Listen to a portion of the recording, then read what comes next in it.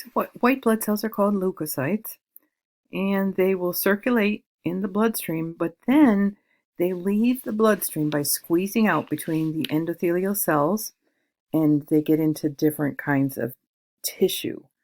This process of squeezing out is called diapedesis. And they squeeze out of the bloodstream so that they can go to some area that needs help, and they're attracted to that area by chemicals. This is chemotaxis, this positive attraction towards the chemicals. They go toward the chemicals, therefore it's positive. So some of these white blood cells, 3 of them, there's 5 different types. Some of them are phagocytes. And so here you can see the 5 different types of white blood cells.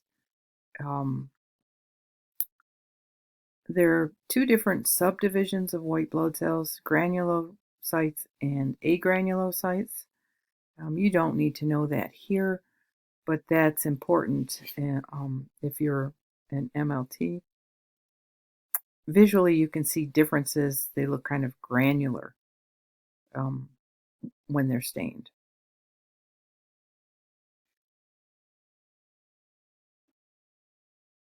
So the leukocytes that are granular are the neutrophils, eosinophils, and basophils. And again, that's not, you just don't need those subdivisions. The main one is the neutrophils. 50 to 70% of all of our white blood cells are neutrophils. And eosinophils and basophils, very low numbers. Again, too much information for you, but pretty interesting. The neutrophils and the eosinophils are phagocytic.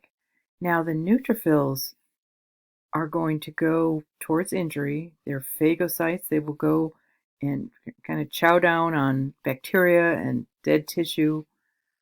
The eosinophils are important in allergic reactions and parasitic infections.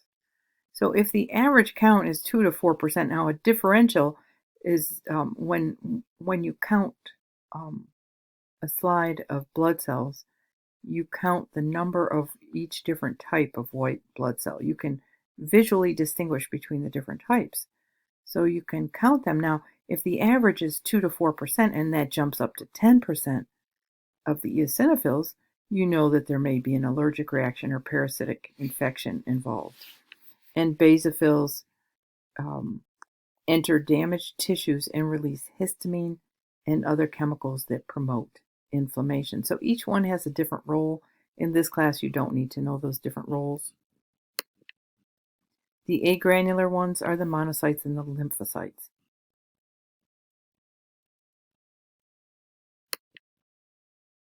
And the monocytes, once they leave the bloodstream, they're called macrophages.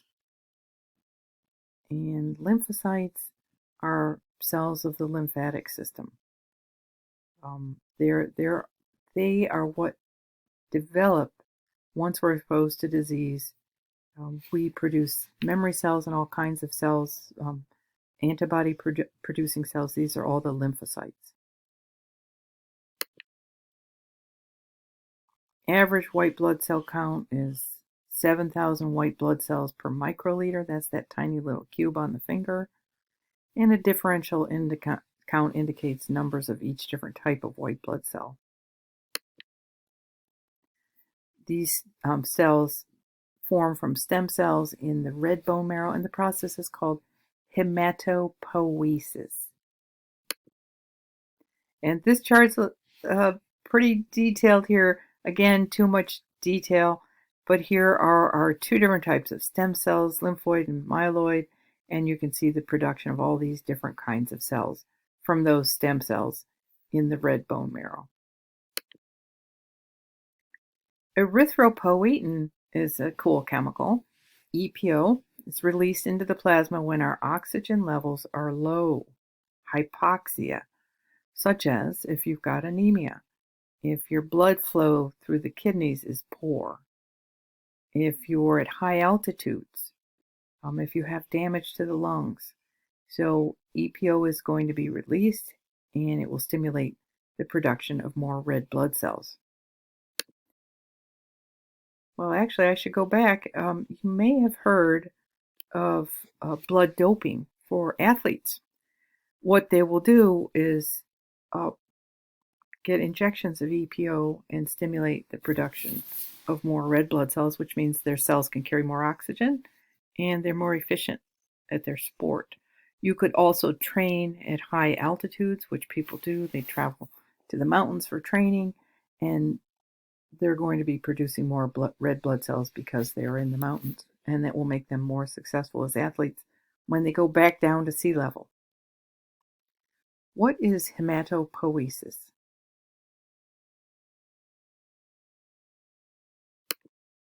Blood cell formation. What is the function of leukocytes?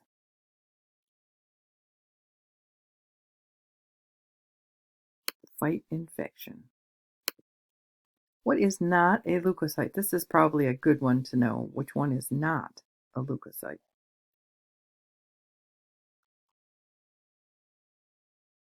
And you might recognize erythrocyte because that's a red blood cell. What hormone stimulates the production of erythrocytes?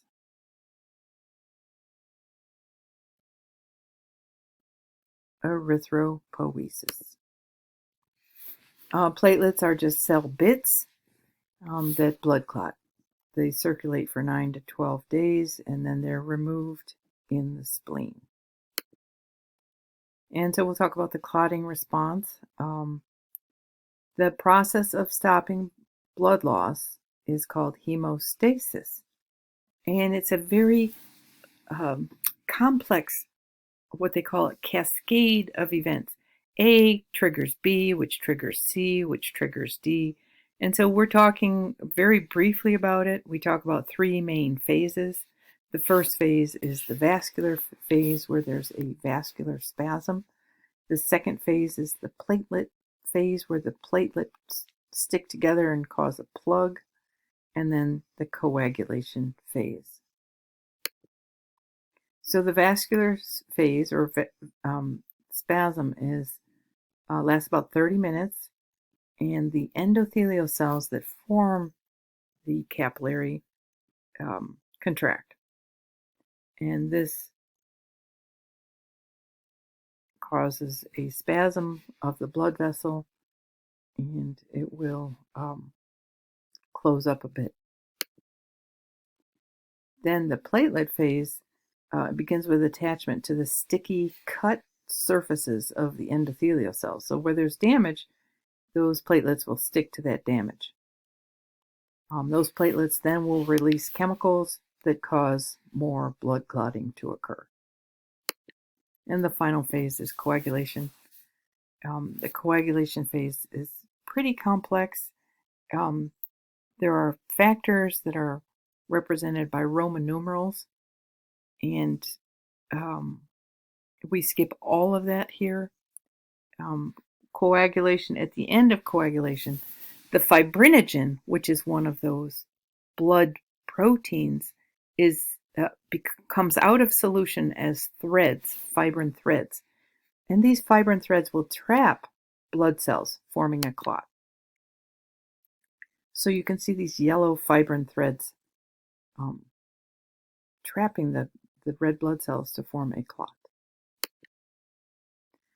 This extrinsic and intrinsic pathway we completely ignore. Inappropriate blood clots. Blood clots can form anywhere. And if it stays in location, it's called a thrombus. But if it drifts, it's called an embolus. And the problem with this is this clot can block a smaller vessel. If it blocks a smaller vessel blocking blood flow, then it's blocking oxygen getting to the tissue and can cause tissue death. Tissue damage called infarction or infarct can happen in the brain, which would be a stroke, or in the heart, which is a myocardial infarction. And there is an embolism. A blood clot attached to a vessel wall where no damage has occurred is a thrombus. It's not moving around. But, it's caused by some kind of damage, and smoking can cause some damage to this internal vessel wall. So it often forms where platelets are attracted to plaques, which are quantities of lipids that constrict the vessel diameter. So here's some damage from high blood cholesterol. Here's some plaque that's forming inside the blood vessel, and platelets are attracted to this, and you might get a thrombus here. What is a blood clot that travels? Embolus. So some blood disorders, I'm sure you've heard of anemia, but there's different types of anemia. Some of you may have been diagnosed with anemia, iron deficiency anemia, where you're not getting enough iron. Women are more apt to be diagnosed with this because they lose iron every month during menstruation. With anemia, the red blood cells are small and transport less oxygen. One way to counteract this is to use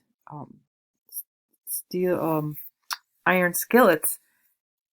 They've determined that a certain amount of iron gets into your diet when you use cast iron skillets and you can't use a wood spoon, you'd have to use a metal utensil. It's kind of like scraping the pieces of iron off into your food. But that's how we get the iron anyway, little bits of iron. Pernicious anemia is a deficiency of vitamin B12. Vegans may suffer from this. Alcoholics may suffer from this. You may see in your doctor's office, we give vitamin B12 injections here. Clotting disorders, there might not be enough vitamin K. We require vitamin K and calcium for clotting. Some clotting disorders are hereditary, such as hemophilia. And this was widespread due to inbreeding in the British royalty back in the 1700s, 1800s, I don't know. But hemophilia is caused by a lack of a clotting factor. But now we produce those clotting factors through recombinant DNA, and we can help people who have hemophilia now. Sickle cell anemia, I just heard a report that one girl has been absolutely cured of it. This is a hereditary disease that causes the red blood cells to sickle. It developed as a mutation in the hemoglobin in areas where there was malaria. What happens is when the hemoglobin mutated, under low oxygen conditions, the red blood cells form a sickle shape. And you can see that sickling here. Well, these shapes get caught. They get caught in joints and stuck in capillaries, causing incredible pain downstream of that because oxygen's not getting to the tissues. So it's a very, very terrible disease, and they are coming up with the cure for it. If you have 2 copies, one from each parent of the gene, you will have sickle cell anemia. If you just have one, you'll have the sickling trait. But in any case, it's a lifetime of pain and hospitalizations, and it needs to be cured immediately. What type of anemia requires B12 treatment?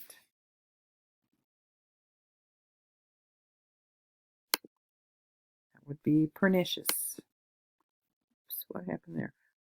What type of anemia is found in African Americans? I didn't even mention that. That would be sickle cell anemia. What nutrients are needed for proper clotting?